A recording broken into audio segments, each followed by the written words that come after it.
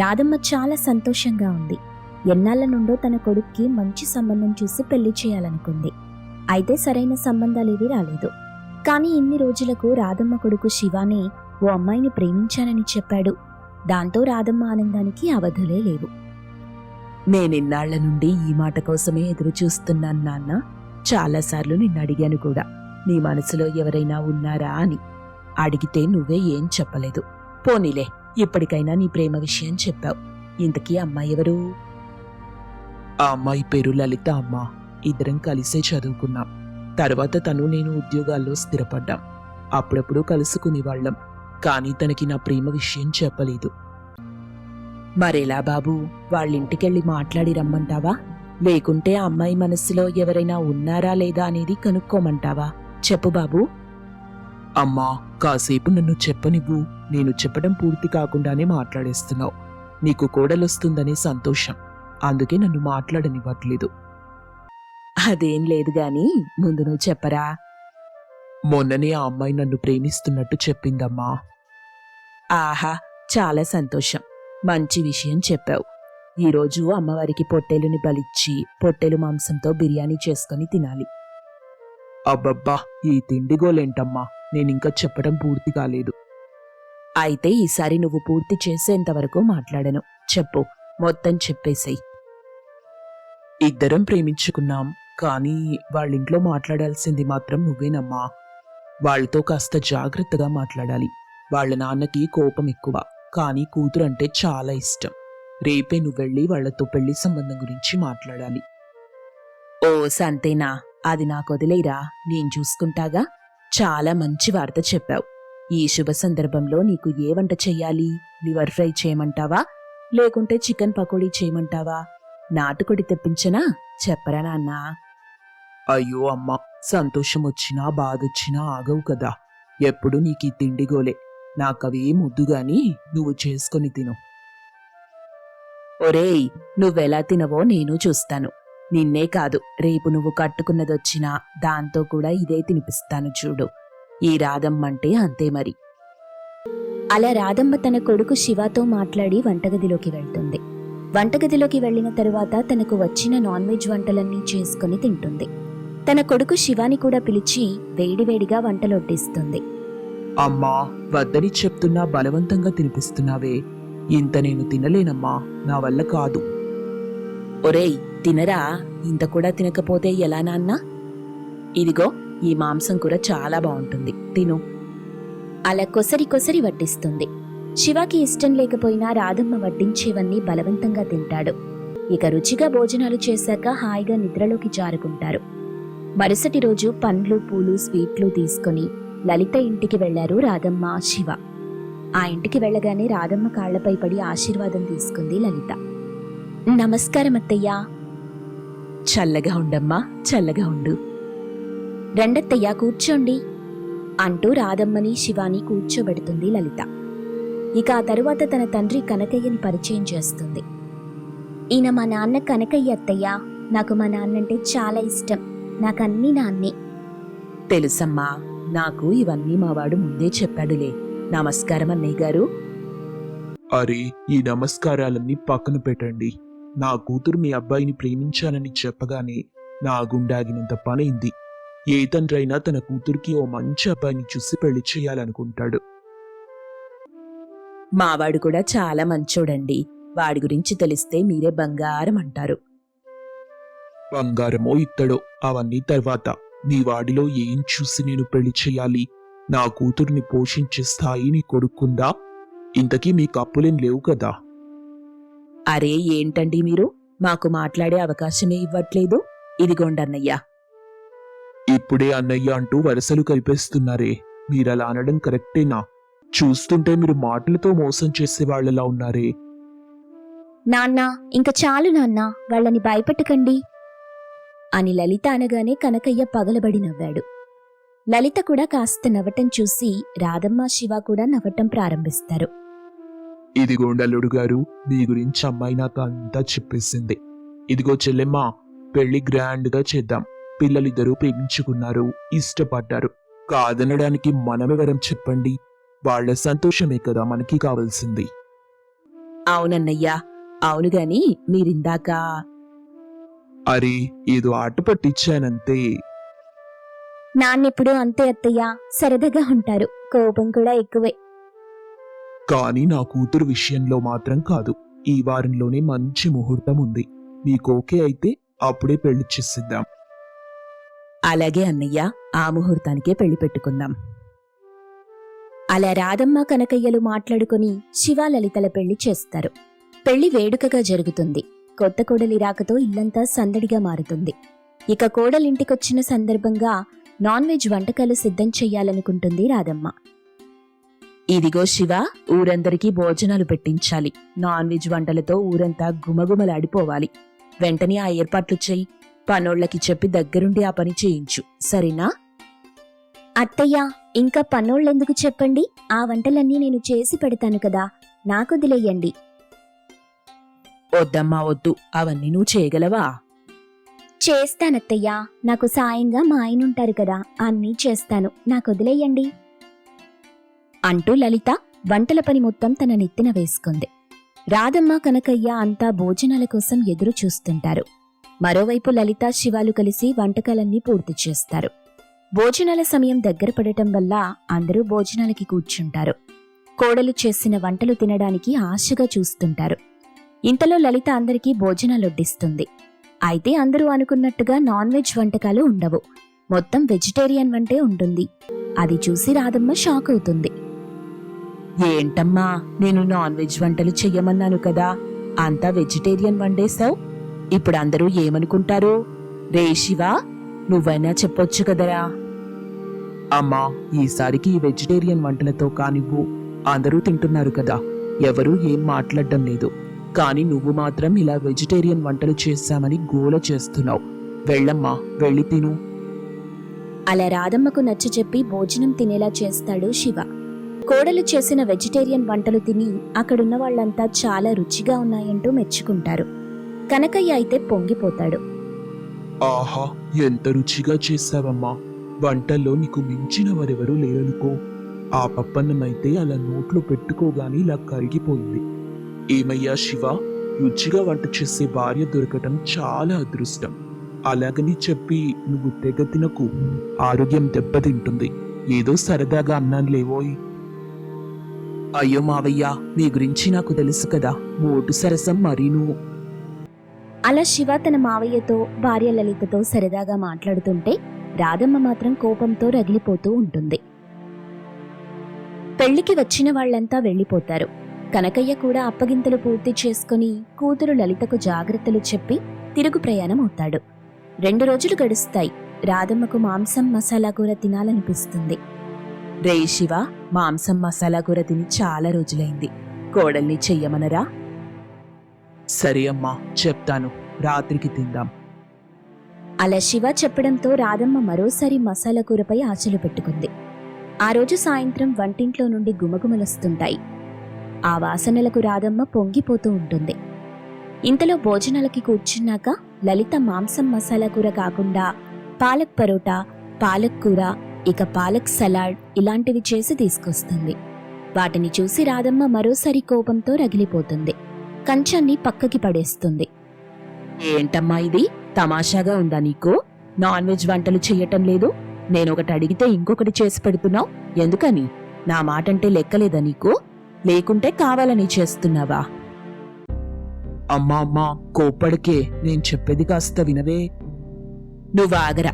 ఆ రోజు కూడా అంతే. అందరికీ నేను నాన్ వెజ్ వంటలు పెట్టాలని చెప్తే వెజిటేరియన్ వంటలే చేసింది. పోనీలే అనుకున్నా. కానీ ఇప్పుడు మరోసారి నా మాట కాదని నీకిష్టం వచ్చినట్టు చేస్తారా? రాధమ్మ కోపాన్ని చూసి శివ టెన్షన్ పడతాడు. కానీ లలిత మాత్రం అసలు కంగారు పడదు. కాస్త నెమ్మదిగానే అత్త రాధమ్మ పక్కకి వెళ్లి, అత్తయ్యా, మీకిదివరకు గుండెపోటొచ్చిందని ఆయన చెప్పారు. అది ఎందుకొచ్చిందో తెలుసా? విపరీతమైన మాంసం కూరలు తినటం వల్ల, మసాలా కూరలు తినటం వల్ల మీ ఆరోగ్యం పాడైందత్తయ్యా. ఏంటమ్మా నువ్వు చెప్పేది? నిజమా? అవునత్తయ్యా, నాన్ వెజ్ తినటం వల్ల అనారోగ్యం కొని తెచ్చుకున్నట్టే. వాటి వల్ల మనకు జీర్ణ సమస్యలొస్తాయి, అధిక కొవ్వు పెరుగుతుంది. దానివల్ల గుండెపోటు, బీపీ, షుగర్ లాంటివి వస్తాయి అత్తయ్యా. కానీ వెజిటేరియన్ వంటల వల్ల ఏ ఇబ్బంది రాదు. ఇవి తినటం వల్ల ఆరోగ్యంగా కూడా ఉంటారు. పైగా ఈ రోజుల్లో నాన్ వెజ్ అంటే కల్తీకి కేర్ ఆఫ్ అడ్రస్ అయిపోయింది. రోజుల తరబడి కుళ్ళబెట్టిన మాంసాన్ని మార్కెట్లో అమ్మేస్తున్నారు. మీ ఆరోగ్యం బాగుండాలని నేను కోరుకుంటున్నానత్తయ్యా.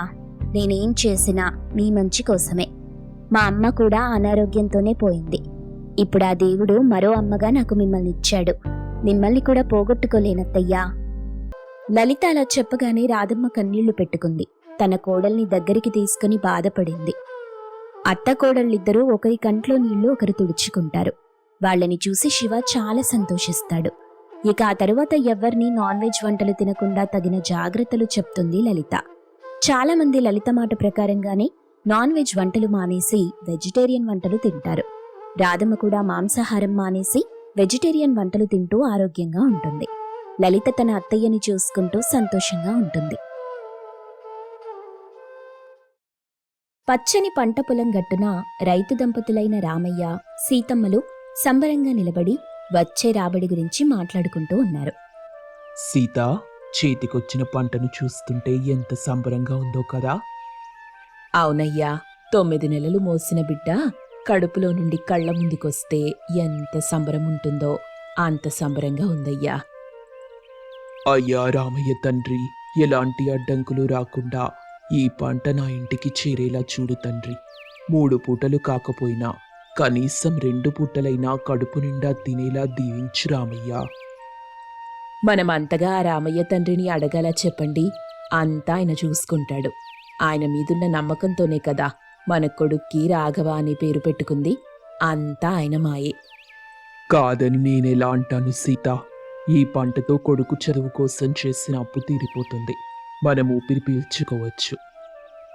నేను అదే అనుకుంటున్నాను మావా అని మురిసిపోతుండగా ఇంటర్ చదువుకుంటున్న కూతురు అనిత పరుగున వాళ్ల దగ్గరికొచ్చింది. అయోమయంగా కూతుర్ని చూశారు. కూతురు చెంపకి చేతివేళ్ల అచ్చులు కనిపించాయి. కంగారు పడుతూ, ఏ మానిత, నిన్నెవరు కొట్టింది? నాన్న, నేనా విషయం తర్వాత చెప్తాను, ముందుగా ఇంటికి పదండి. ఏమైంది తల్లి? ఎందుకు అంతలా కంగారు పడుతున్నావు? ఎవరు కొట్టారు నిన్ను? అమ్మా, అన్నయ్య బాగా తాగి ఇంటికొచ్చే దారి మర్చిపోయి మనిల్లనుకుని పక్కింట్లో ఉంటున్న గంగమ్మ ఇంట్లోకి వెళ్లి వాంతులు చేసుకున్నాడంట. గంగమ్మ అరుస్తూ అన్నయ్యని కొడుతుంటే నేను అడ్డుగా వెళ్లాను. నన్ను కొట్టింది. ఈ చెంపదెబ్బాదే నాన్నా అని చెప్పగానే రామయ్య బాధగా కన్నీళ్లు పెట్టుకుంటూ, పుట్టినప్పటి నుండి ఒక్క దెబ్బ కొట్టకుండా నా బిడ్డను చూసుకుంటూ ఇంతకాలం బ్రతికాను. ఇక మీదట కూడా బ్రతుకుతాను.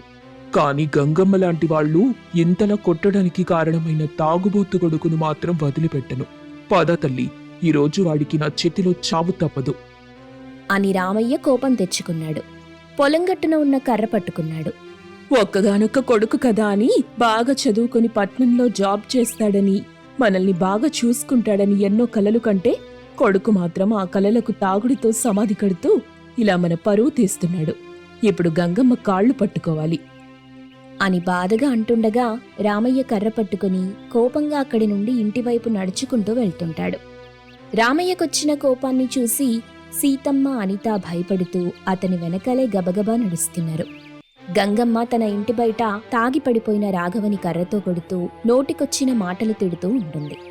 రామయ్య, సీతమ్మ, అనిత గబగబా గంగమ్మ ఇంటికొచ్చారు. వచ్చారా? ఇదే నా కొడుకును పెంచే పద్ధతి? అలా కొట్టకు గంగమ్మ. చూడు సీత, వెళ్ళు, ఇంట్లోకెళ్ళి వాసన పోయేలా మొత్తం కడుగు. అప్పటికీ వీడినిలా కొడుతూనే ఉంటాను. వెళ్ళు. నువ్వు చెప్పినట్టుగా ఇల్లంతా కడుగుతాను గంగమ్మ, కొడుకును మాత్రం కొట్టకు.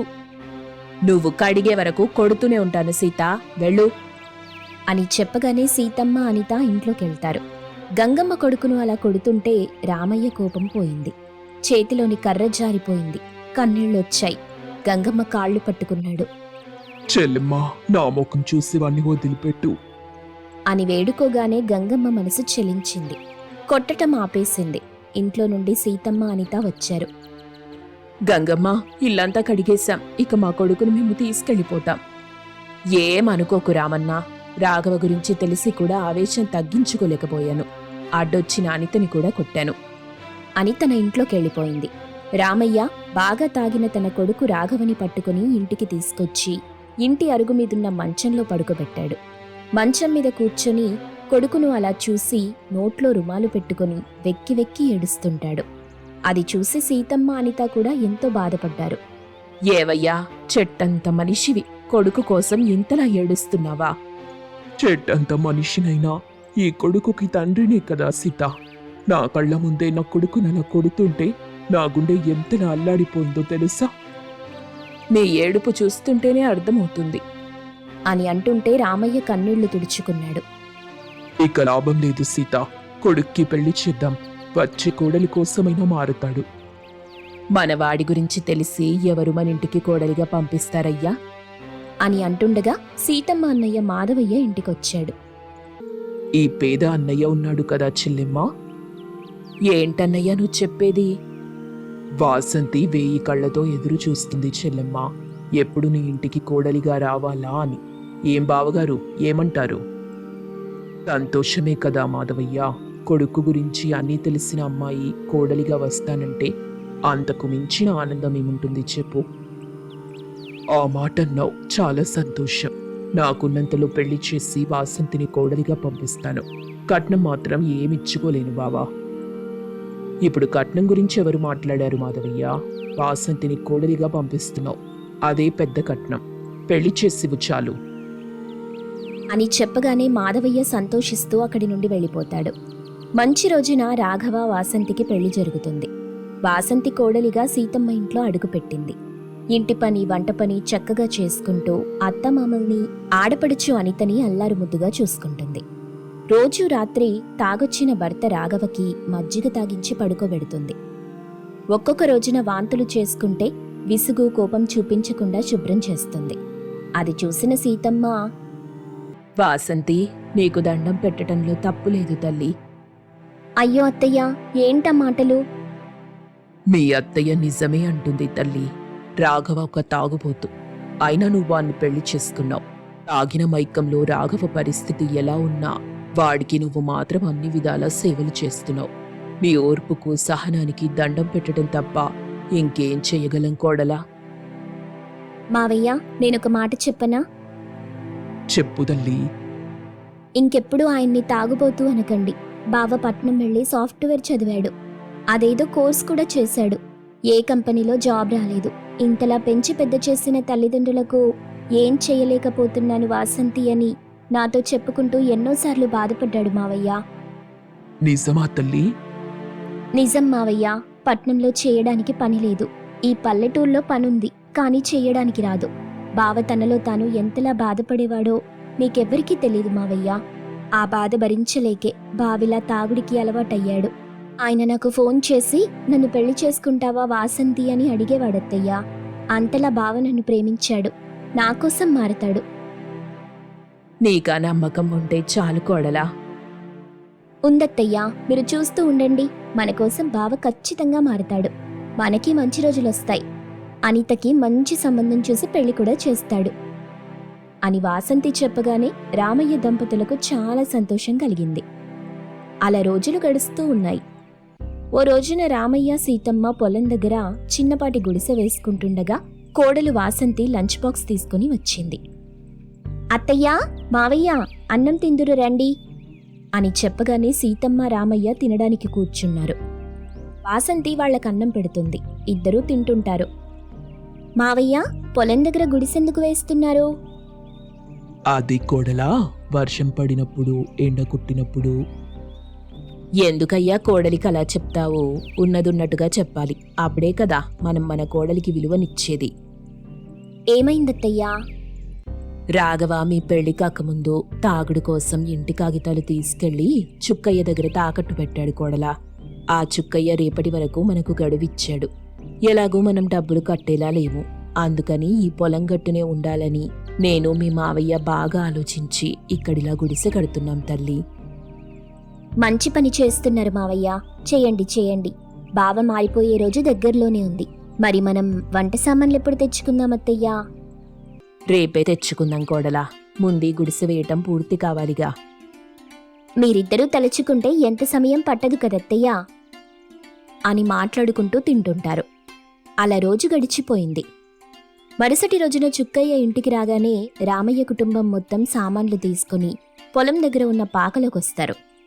అక్కడే కూరగాయలు పండించుకుంటూ వాటిని అమ్ముకుంటూ జీవనం సాగిస్తుంటారు.